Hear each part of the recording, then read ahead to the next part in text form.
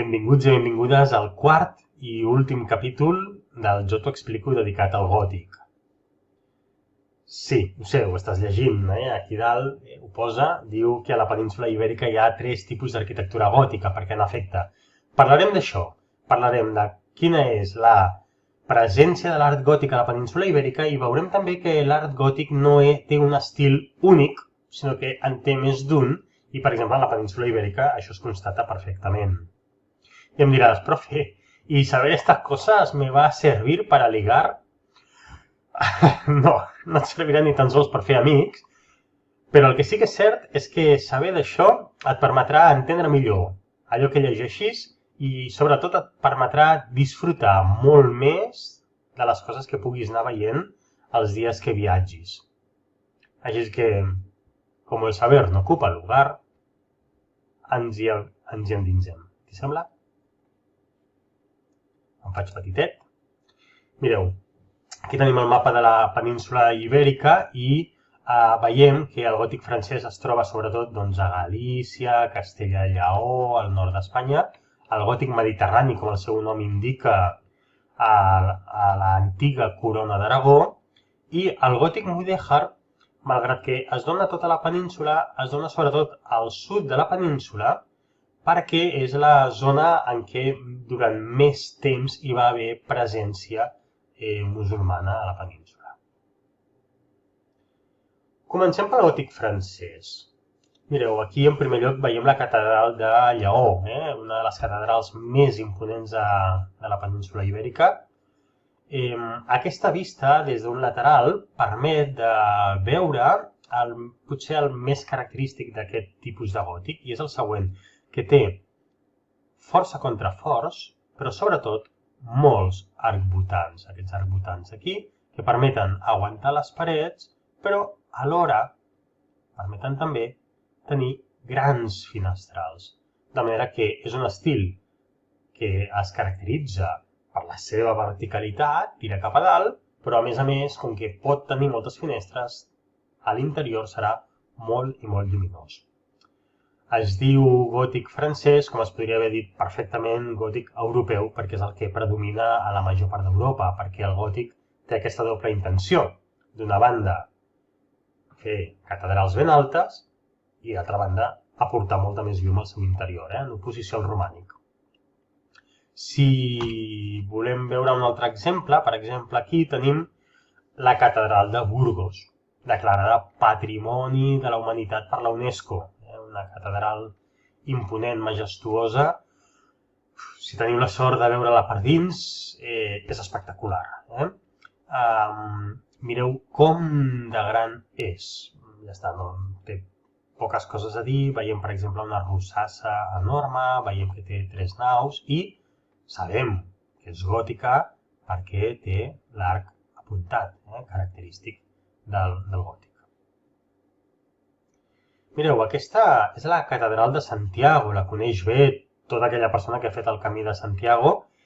Aquesta és la plaça de l'Obradoiro, aquí baix, i quan acabes de fer el camí de Santiago, doncs entres aquí en aquesta catedral. És d'estil gòtic també i, a part de ser de les més importants de la península, destaca per la seva enorme decoració. És molt típic del gòtic francès posar molta decoració, molts elements decoratius, també en contrast de la romànica. Passem. El gòtic mediterrani. Aquest gòtic és completament diferent al gòtic francès o gòtic europeu. Per què és completament diferent? Doncs perquè no busca la verticalitat, sinó que busca la horitzontalitat. De manera que té molts contraforts i, en canvi, té pocs arcbotants. Aquesta és la catedral de Palma. Si aneu a Catalunya en miniatura, per exemple, passejareu al costat de la catedral de Palma, que està allà al costat d'aigua, tal qual és en realitat. És una visió molt bonica poder estar al costat de la catedral i tenir-la de manera que està a la teva altura. Què Què fa que sigui més ample? Doncs mireu que les naus laterals són més altes i en canvi la nau central és més baixa, és a dir, hi ha un cert equilibri entre les naus laterals i la nau central. Això, aquest fet, que de fet és com si hi hagués una sola nau en l'interior, se l'anomena planta de saló. Què farà tot plegat? Que malgrat sigui més ample, té una consistència més robusta, més massissa i hi ha menys finestrals i, per tant, hi entra menys llum. On ho podem veure, això? Millor encara que la catedral de Palma? Doncs a l'Església del Mar, la que surt precisament a la sèrie de la catedral del Mar. Mireu, l'Església del Mar, com podeu veure aquí baix, veieu que només té una porta, no en té tres? És que és només una planta de saló. El sostre és pla, perquè no busca l'alçada ni la verticalitat. De fet, no té ni arcbotants. Té contraforts, sí que en té. Però arcbotants no en té. I això fa que els finestrals que té siguin petits. Aquesta és una vista amb Google Earth de la catedral del Mar. Molt bé. Aquest és l'interior. La planta de saló, una sola nau, i hi ha capelles petites a banda i banda. Però no hi ha tres naus. És més lluminosa que una església romànica? Sí, ho és. Molt més. Però és molt menys lluminosa que una catedral feta amb l'estil gòtic francès. Molt bé.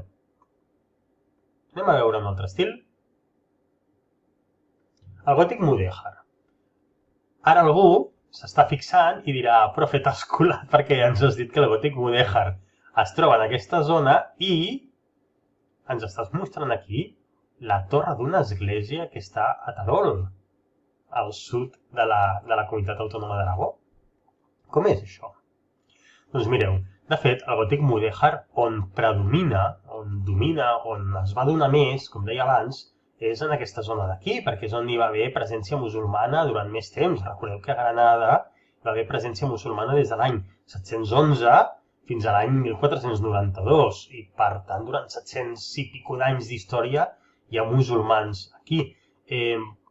Com que la Reconquesta parteix del nord i va cap al sud, doncs les zones nòrdiques tindran menys influència musulmana, les zones del sud més.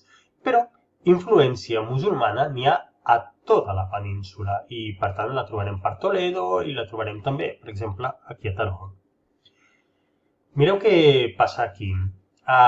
Seguint una mica l'art mudèjar, que és l'art de construcció musulmà, es provoca una fusió entre l'art gòtic que acaba d'aparèixer i l'art mudèjar. Ja va passar això, ja va haver una fusió entre l'art romànic i l'art mudèjar en el seu moment, ara es produeix una fusió entre l'art gòtic i l'art mudèjar. Quines coses aporta l'art mudèjar en el gòtic? Doncs mireu, el més destacat és l'ús de maons, de ladrillos, de totxos en lloc de pedres. L'art de la ceràmica vidriada, les rajoles, com a la dutxa de casa nostra, o en el lavabo de casa nostra, o a la cuina. Doncs aquestes rajoles molt ben decorades, fetes petites, amb una gran paciència. Aquesta ceràmica vidriada, que es diu tècnicament, és típica de l'art musulmà. I després, aquí veiem que es combina aquest arc apuntat típic del gòtic amb un arc una mica en forma de ferradura.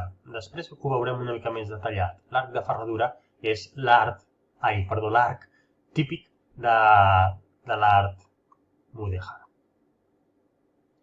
Mireu, Sevilla. Dos exemples, de fet un està dins de l'altre. Això és l'església de Guadalupe. Veiem aquest estil gòtic, però veiem també que està fet amb maons i no amb pedres, encara siguin maons una mica irregulars, i veiem també totes aquestes decoracions que són d'estil musulmà.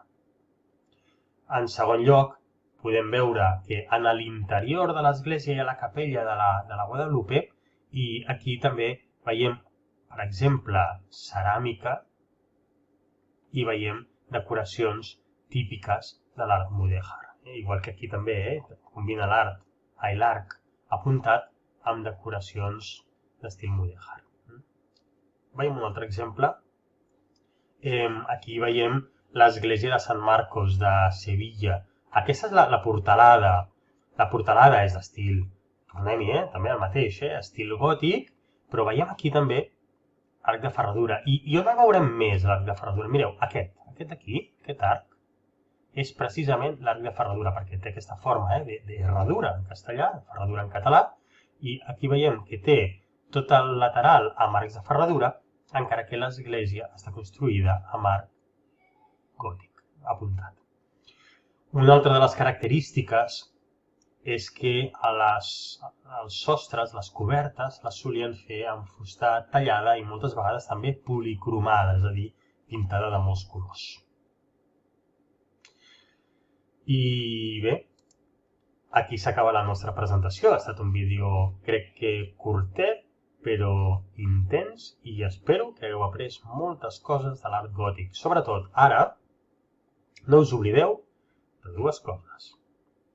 Primera, escriureu un comentari dient quin dels tres estils gòtics és el que més us agrada. Aquí s'hi valdrà que escriguis profe, m'agrada l'estil gòtic francès, profe, m'agrada l'estil gòtic mediterrani, o profe, m'agrada l'estil gòtic mudèjar.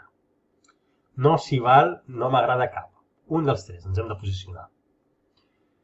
Segona cosa, si no has vist els vídeos anteriors en què parlem del gòtic, home, mira-te'ls.